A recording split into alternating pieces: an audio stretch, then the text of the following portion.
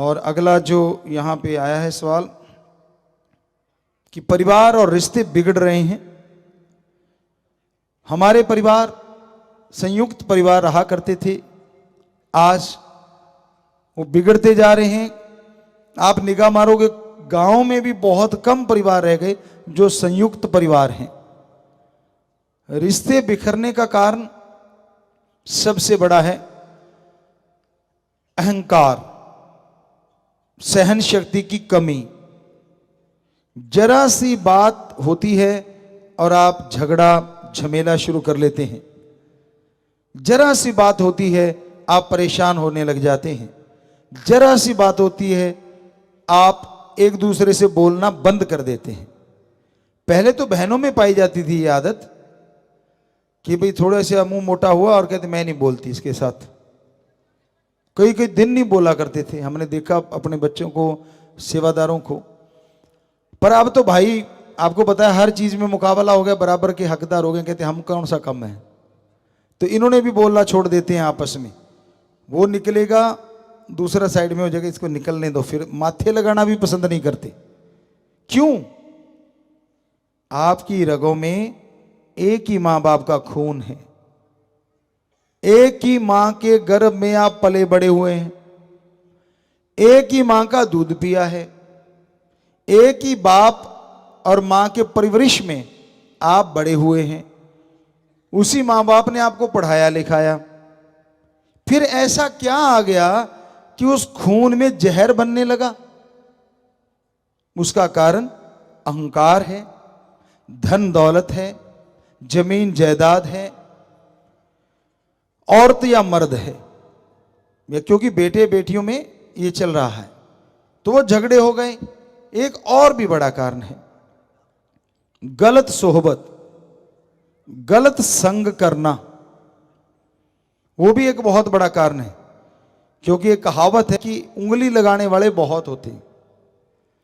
आपको इकट्ठा देख के खुश होने वाला तो कोई कोई होगा, जिसके अच्छे संस्कार हैं, कोई संत पीर फकीर या कोई भगत, वो तो खुश हो सकता है। वरना इकट्ठे परिवारों को देख के लोग सड़ते हैं, जलते हैं। और एक और भी कारण है संयुक्त परिवारों का टूटना, बुरा ना मानना। कहते ना तो बुरा जन्मे और ना बुरा आए, कोई बुरा आ जाए।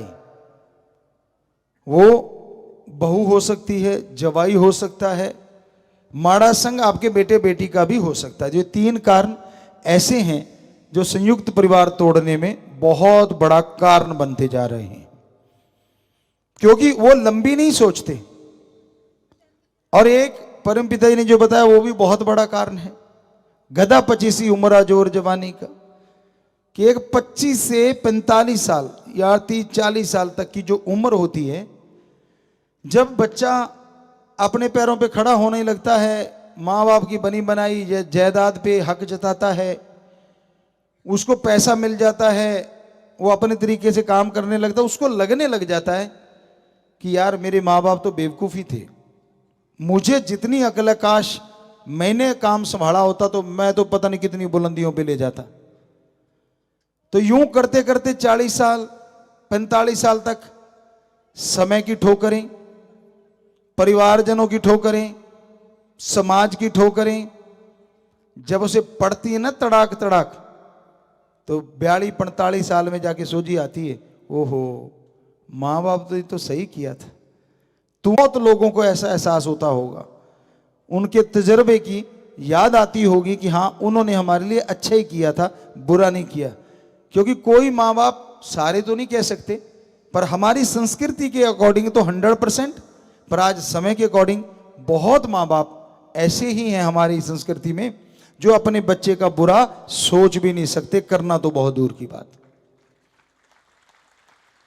पर उन बच्चों को बुरा लगता है कि नहीं नहीं मेरा तो बुरा करेंगे, मेरा तो ऐसा कर देंगे। कारण वो कहते करता वस जे पर उंगलां वाले वसन नहीं देंगे। कहने का मतलब कि बच्चे भी सुधर तो जाएं, पर उंगली लगाने वाले इर्द गिर्द ही होते हैं। झूठी अफवाह, झूठी बातें दिलो दिमाग में डाल देते हैं और बच्चे उन पे चल के और घर परिवार बिखर जाते हैं, तिनकों की तरह बिखर जाते हैं।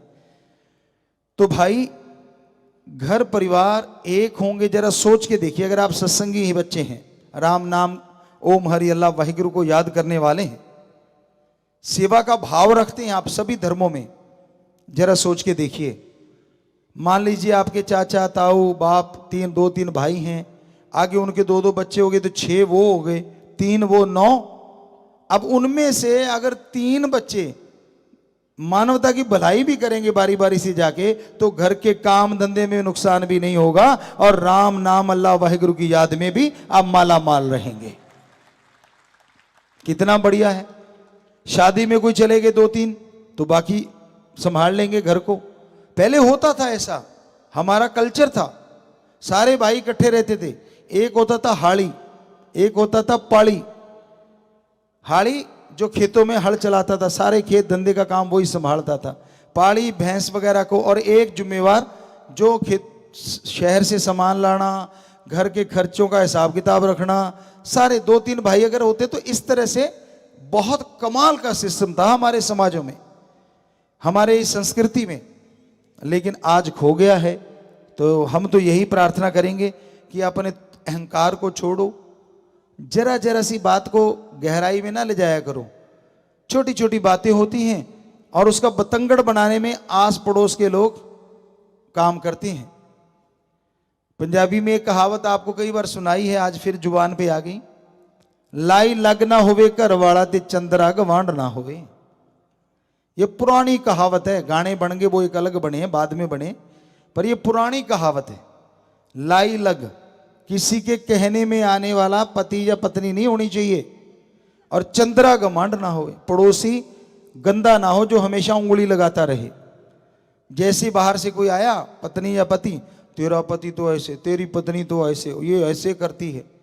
पुराने टाइमों में कहते थे दाल सब्जी लेने बहनें आती थी और क्या से क्या बोल जाती थी, बड़ी अजीबोगरीब बातें भी बोल देती थी कि भाई तेरा तो पति किसी काम का नहीं, वो तो बेकार है, फलां है, धिंकड़ है, आई है सिर्फ सब्जी लेने और आग लगा के चलती बनी।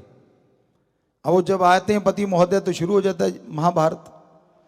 तो इस तरह भाइयों में, आगे बच्चों में झगड़े करवा देते हैं, और छोटा सा अहंकार, छोटी छोटी बातों के लिए आपका ईगो हार्ट होने लगती है और आप अलग हो जाते हैं, झगड़े हो जाते।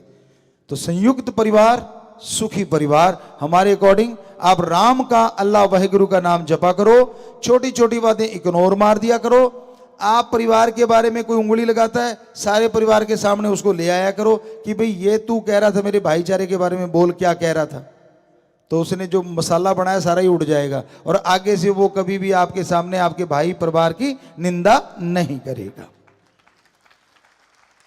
तो इस तरह से संयुक्त परिवार आप जरूरी है आज के टाइम में भी, हमेशा के लिए।